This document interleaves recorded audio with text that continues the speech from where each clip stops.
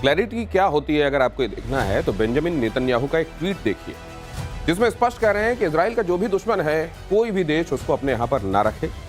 अगर वो ऐसा करता है तो उसको खुद ही कानून के समक्ष ले जाए और उसको उसके किए की सजा दे, वरना हम वो काम कर देंगे। इससे ज्यादा क्लैरिटी अपने दुश्मन के बारे में शायद नहीं हो सकती, और ये क्लैरिटी तमाम देशों के अंदर अब कम से कम शत्रुबोध के मामले में क्लैरिटी बहुत आवश्यक है।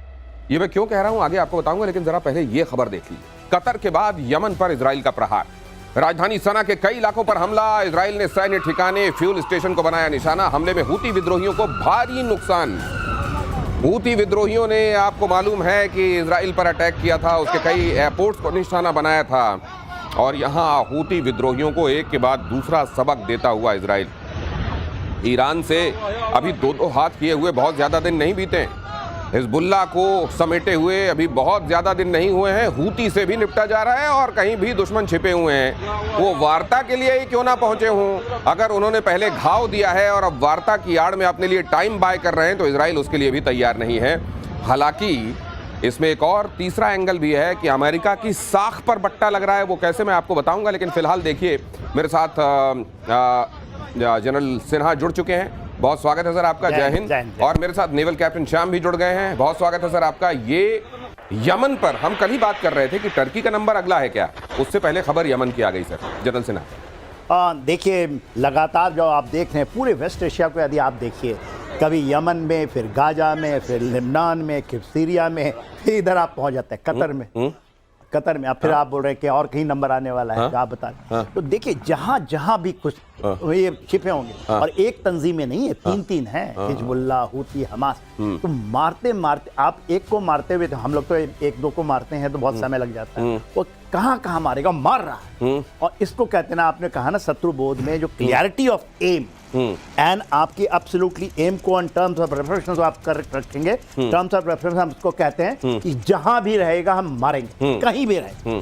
और ये है कि दुश्मन है तो आप भले अपने दोस्त के देश में हो, आप चाहते हैं कि शायद आपसे उनका अच्छा रिलेशन है, पर उसमें कहीं भी फर्क नहीं हो। और ये वाली जो यही कंफ्यूजन, ये जो न्यू नॉर्मल भारत ने भी सेट किया है ना, भारत ने अब ये कहा है कि आतंकवादी और आतंकवादियों को पालने पोसने वाले उनके आका, भले ही वो सरकार में बैठे हुए लोग क्यों ना हो, भले ही वो आर्मी के लोग क्यों ना हो, उनको छोड़ा नहीं जाएगा। इसका मतलब ये क्लैरिटी भारत भी मौजूदा नेतृत्व के साथ ये बहुत तेजी से ला रहा है, और ये खबर पाकिस्तान के लिए अच्छी नहीं है। पाकिस्तान भी अब इस लिहाज से तैयार रहे कि अगर पहले भारत के खिलाफ हरकतें करेगा और फिर बातचीत और तमाम डिप्लोमेसी की आड़ में वो टाइम बाय करने की कोशिश करेगा, तो अब टाइम मिलेगा नहीं। कैप्टन श्याम, ये चीजें अब बहुत तेजी से बदल रही हैं, और विश्व में इन चीजों को लेकर ये जो दौर चल रहा है, ये बड़ा डिफाइनिंग चल रहा है। धन्यवाद दिनेश जी। देखिए, जब मधुबनी में भारत के प्रधानमंत्री ने यह घोषणा की थी और हिंदी भाषी क्षेत्र में इंग्लिश में बोला था, वो वर्ल्ड को बहुत क्लियर मैसेज था कि सपोर्टर्स, इनेबलर्स एंड फाइनेंसर्स। पहले तो हम प्यूनिटी मेजर टेररिस्ट की कर रहे हैं, जो हमने किया, वहीं पर ऑपरेशन सिंदूर खत्म नहीं हुआ।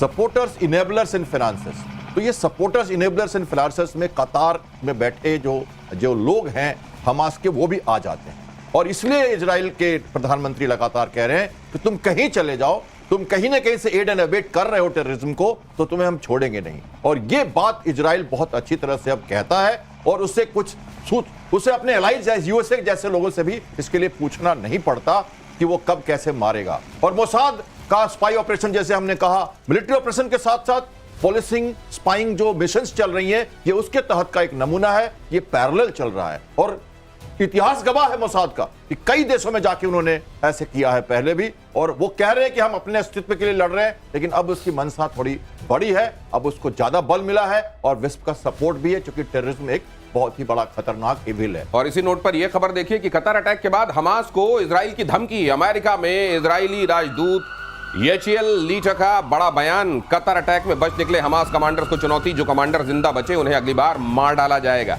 अब देखिए, एक तरफ दुनिया का एक धड़ा ऐसा भी है जो इसको इस तरीके से देख रहा है कि वो लोग जो बातचीत के लिए पहुंचे थे उन्हें निशाना क्यों बनाया गया, लेकिन दूसरी तरफ एक एक्सपर्ट्स का बड़ा तबका ऐसा भी है जो ये कहता है कि इसी तरीके से टैक्टिक्स होते हैं अपने लिए जिंदगी को और लंबा करने का, अपने रिसोर्सेज को रिप्लेनिश करने का और टाइम बाय करने का। इस तरह का टाइम उन लोगों को नहीं दिया जाना चाहिए जिनका इंटेंट बातचीत का नहीं होता है, वो बातचीत को टूल के तौर पर टाइम बाइंग के लिए इस्तेमाल करते हैं। क्या ये बात सही है सर? एब्सोल्युटली सही है। ये आप ये बताइए, कोई ऐसी तंजीम है जो टेररिस्ट ऑर्गेनाइजेशन घोषित हो गई और आप यूएन से भी कर देते हैं, सब जगह से, और उसकी हेडक्वार्टर आप बना देते हैं दूसरे देश में, और वहाँ से बोलते हैं कि बातचीत करेंगे।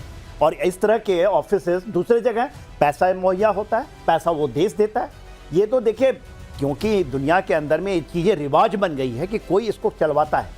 वहाँ पर यदि सबसे बड़ी बात यह है कि मान लीजिए वो आतंकी तंजीम का ही आदमी है, लेकिन जिस समय वो हथियार लेकर खड़ा हुआ है वो आतंकवादी है, लेकिन जिस समय वो हथियार छोड़कर बातचीत की टेबल की तरफ जा रहा है, तो क्या उसका वो डीड उसका वहां भी पीछा करेगा या वहां उसको छोड़ा जाना चाहिए? देखिए 7 अक्टूबर 2023 से और हम 7 अक्टूबर 2025 में आने वाले हैं, तो आप क्या ऐसे बातचीत करते रहेंगे? कितनी बार हुआ। सबसे पहले जब आप 200 से भी ज़्यादा आप ले जाते हैं हॉस्टेजेस उठा के, उनके साथ क्या क्या करते हैं वो तो दुनिया देखी हुई है। और उसके बाद कहते हैं बातचीत हम छोड़ देंगे। आप ये बताइए क्या चीज़ की बातचीत हो रही है कि आउट ऑफ 49 जो बचे हैं उसमें से हम आपको वापस नहीं, लेकिन फिर ये जो फिलॉसफी है सर कैप्टन श्याम, जो दुनिया भर में कही जाती है कि कोई भी बात पॉइंट ऑफ नो रिटर्न में नहीं पहुंचनी चाहिए, बातचीत के दरवाजे हमेशा खुले होने चाहिए, तो फिर ये तो फिर एक तरीके से दरवाजा बंद है ना कुछ मामलों में बातचीत का। पॉलिटिकल विल से बात करेंगे, उनकी जो पॉलिटिकल जो सेटअप है हम उनसे बात करेंगे। ये तो टेररिस्ट हैं, उनका कहना है इजराइल का कि ये टेररिस्ट हैं। हाँ। और ये फिर जर्मिनेट करेंगे, इनके ऊपर हमारा कोई भरोसा ही नहीं है। तो अगर इनकी मनसा सही नहीं हो इसलिए वो एलिमिनेट कर रहे हैं उनके कमांडर्स को। उनका जो पॉलिटिकल मैं एक बात आपको फिर तो ये ट्रैप हो गया सर। अगर ऐसा नहीं था और आप ये मानते थे कि इन लोगों को बातचीत के लिए नहीं बुलाया जा सकता, तो वेस्टर्न वर्ल्ड को, खासतौर से अमेरिका को, फिर बातचीत के लिए वहां न्योता देना ही नहीं चाहिए था। ये पैरेलल मुद्दा था। लेकिन एक बात मैं कहना चाहता हूं, बड़ी अजीब सी लगी थी जब आपने कहा था ये अक्टूबर के बाद 2000 जब ये हुआ था, कुछ डिसकंट्रोल अच्छे पाथ पे जा रहा था इजराइल, मिडिल ईस्ट कॉरिडोर बन रहा था, सब कुछ हो रहा था, अच्छा चल रहा था। कुछ डिसकंट्रोल्ड लोगों ने सडनली बिना अपने लीडर से किए हुए हमास के अटैक कर दिया। से ना मैं देखिए, talk and terror will not go together, ये हमारी स्ट्रेटजी है ना। तो आप कहिएगा कि हम आ जाओ, वो तो कहता है कि टॉक करने के आ जाओ, तो आप इसको कहेंगे सही है, talk and terror will not go. और हमारी ही देश से निकली हुई आवाज है, आप पताल में भी रहोगे तो खोज करके निकाल के मारेंगे। एग्जैक्टली बिना बोले हुए इजराइल यही कर रहा है। How can you talk? किससे बात करेंगे आप? आप वो करेंगे कि वहां पर निर्मम हत्या होती है, आप बदला भी नहीं लिए। ये तो गलत है। दिस इज अ गलत वे ऑफ डूइंग कि हम टेरर करेंगे, हम टॉक करेंगे। आइए बैठते हैं। तो ये जो पहले एम्बिग्विटी रहती थी और जिसका फायदा लेकर ये आतंकवाद के बहुत सारे पालने पोसने वाले खुद को बचाते रहते थे, जिसमें वो ये कहते थे कि देखिए इस तरफ तो हम इस जगह पर आतंकवादी हैं, लेकिन यहां तो हम बातचीत करने के लिए पहुंचे हुए लोग हैं और यहां हमको आतंकवादियों के तौर पर नहीं देखा जाना चाहिए। क्राइसिस एक है, उसमें जो पार्टी है, एक पार्टी हम भी हैं और हमको सुना जाना चाहिए। अब बहुत जगहों पर यह स्पष्ट किया जा रहा है कि एक पॉइंट ऐसा है टेरर, जिसमें आपको एक टॉकिंग पार्टी के तौर पर डायलॉग टेबल पर इनवाइट नहीं किया जाएगा। अगली खबर देखिए, कतर पर हमले के बाद बोले नेतन्याहू, हमास को पनाह तो हमला ही एकमात्र रास्ता। नेतन्याहू ने 9/11 के दोषियों से की तुलना, कहा अमेरिका ने जो किया वही हमने किया, इजराइल की आलोचना करने वाले शर्म करें। अब ये असल में मुझे लगता है कि इजराइल के आलोचकों को तो जवाब है ही। ये बहुत बड़ा एक तरीके से संदेश सर मुझको लगता है अमेरिका को भी है, डोनाल्ड ट्रंप को भी है, कि आपका घाव, आपकी चोट, आपकी पीड़ा। आपको 9/11 हुआ तो आपको लगने लगा अरे यार ये तो बहुत बड़ा हो गया, हमारे साथ नागरिकों के साथ क्या हो गया। जब दूसरी जगहों पर आतंकवाद इसी तरह नंगा नाच रहा होता है, तब आप उसको रोकने में उतने इंटरेस्टेड, तब आपको ये दिखाई, तब आप दोगले क्यों हो जाते हैं? एब्सोल्युटली। 9/11 के बाद उसामा बिन लादेन को पाकिस्तान के अंदर घुस कर मारा, बताया भी नहीं।